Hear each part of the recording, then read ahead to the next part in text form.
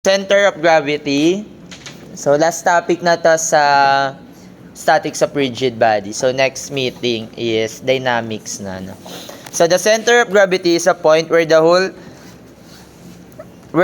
the weight of the body acts is called the center of gravity. So, dun tayo naglalagay nung weight natin, no? So, kapag rigid body naman, so kadalasan lagi lang naman yun nasa gitna, no?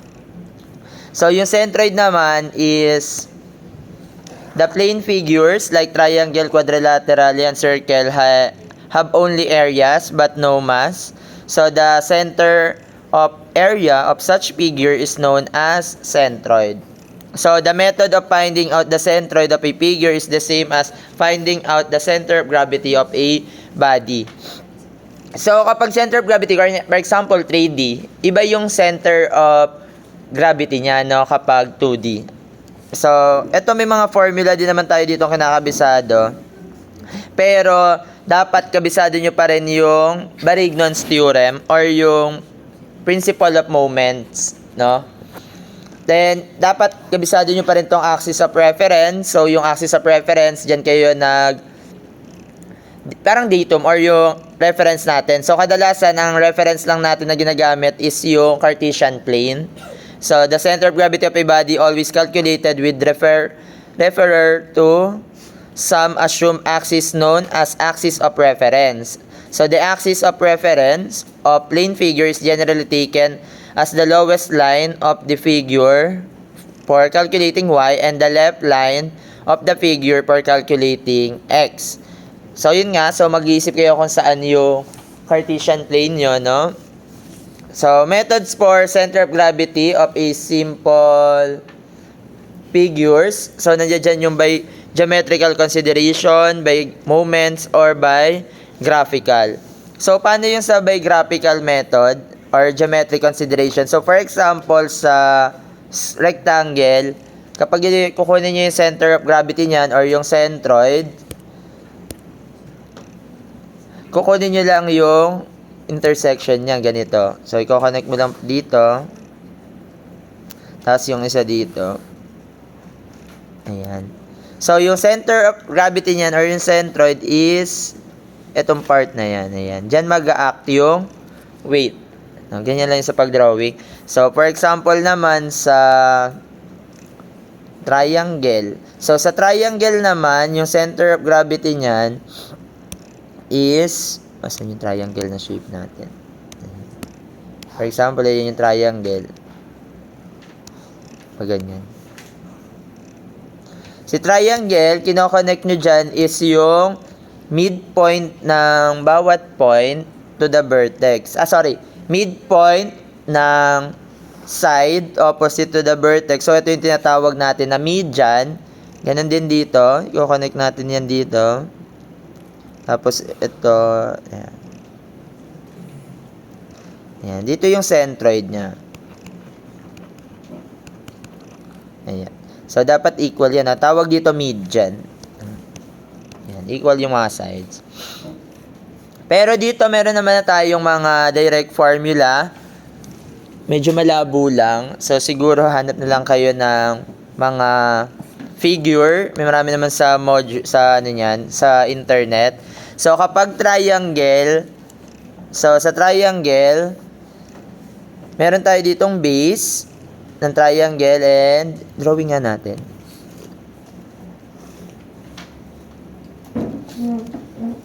Ayan. So, meron tayo ditong base, no?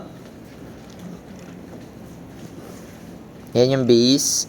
Tapos, yung height niya is yung simula sa vertex, perpendicular dun sa side niya. So, this is the height. Okay? Tapos, ito distance A yan. So, kapag hindi right triangle, no? So, distance A. Tapos, gumawa lang tayo ng broken line. So, ito yung line. So, ano yung tawag natin sa line na yan, nung tag 1? So, ito yung tinatawag natin na median. So, from the vertex, gagawa tayo ng line from the midpoint nung opposite side niya. So, yan yung tinatawag natin na median. So, yung centroid niya is simula dito, this is bar X, and then this is bar Y.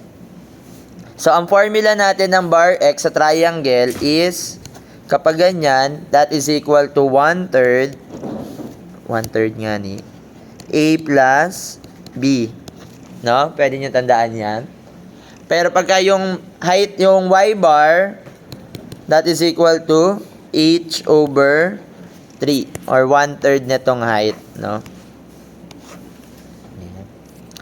So, ito pwedeng i-memorize nyo na yan. So, for example, sir, paano pagka right triangle? Di ba mas kabisado yung ang kabisado natin na centroid lagi is yung sa right triangle. Ay, wait, nag-import. So, di ba sa right triangle, for example, ito yan. Di ba pagka right triangle, ang kabisado natin na center of gravity niya ay ito yung bar Y, and then ito yung bar X. Ay, bet B yun. Di ba? Nalala niyo? Tapos, ang kabisado natin, ito laging 1/3 ni base. Kung ito yung base, then ito yung height. Binalala niyo yan. So, ang kabisado natin, ang bar X niyan is equal to 1/3 ng height. And then yung, ay baliktad, 1/3 ng base. And then yung bar Y naman natin, that is 1/3 ni height. Pero galing din siya dito sa ganitong triangle.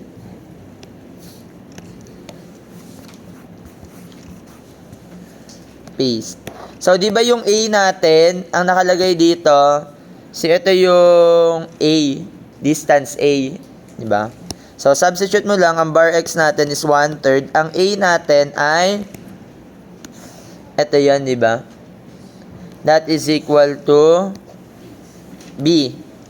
Tama. Plus B.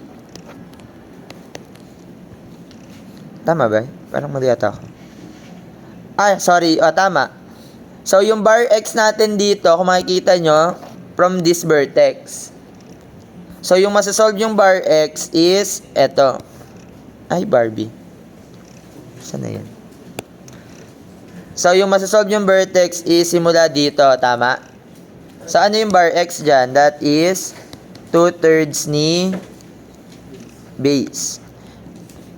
No? Iba lang ng figure. So, dati, kabisado nyo 1/3. Ito yung 1/3. So, ito yung nasolve natin. So, this is 2/3. So, tatandaan nyo ha. Then, same lang naman yan sa height. Ayan. Ganun lang. Tapos, ito yung spandrel. Actually, sa spandrel, pwedeng ito din yung kabisado nyo na lang. So, ito kasi half parabolic. Pero kung sa spandrel, ganito naman siya sa spandrel, no? Tapos, ito yung mas kinabisado ko din, no? So, pagsasolve ng area. So, this is the height, and then this is the base. Tapos, tandaan nyo, ito yung vertex dapat. Then, ito, n degree. Hindi nyo alam kung anong degree yan. So, to solve for the area ng n degree, that is equal to 1/2 n plus 1 multiplied by base times the height.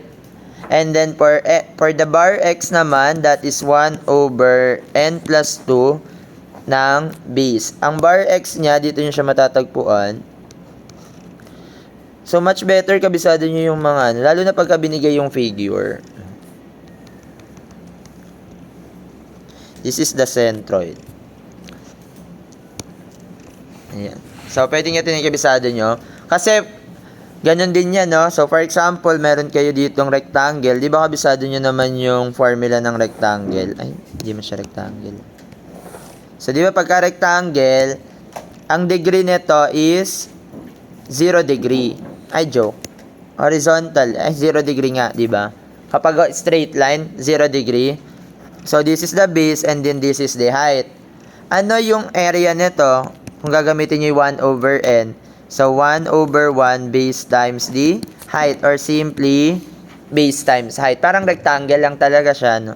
Ang centroid niyan is b over n plus 2, which is 0 plus 2, which is 2. Kaya siya nagiging b over 2. Kapag naman triangle, diba sa triangle ay, ang degree nito ay first degree, kasi straight line.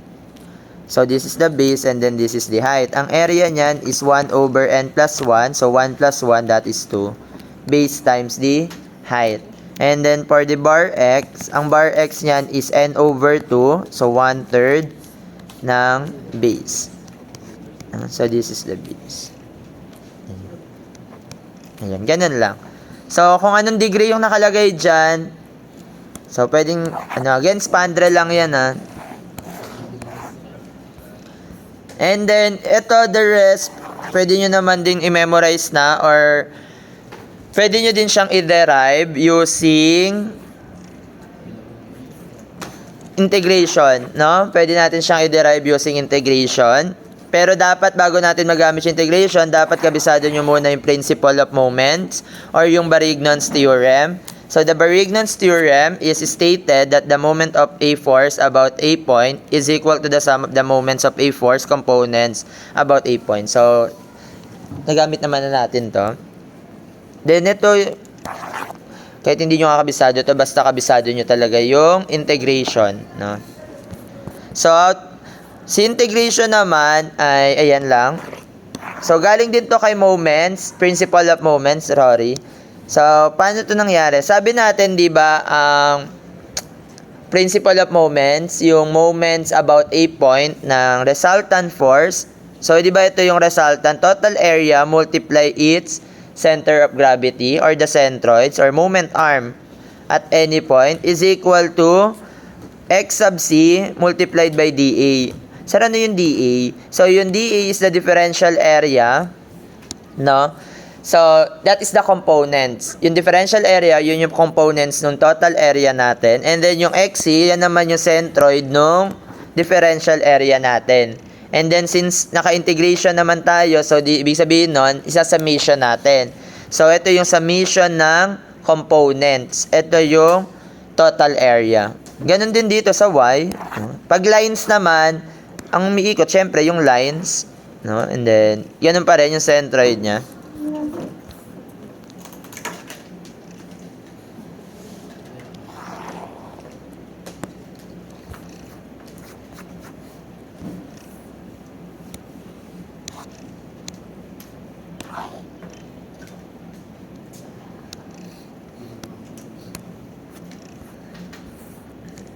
Ay, ito pala, may ano pala tayo dito.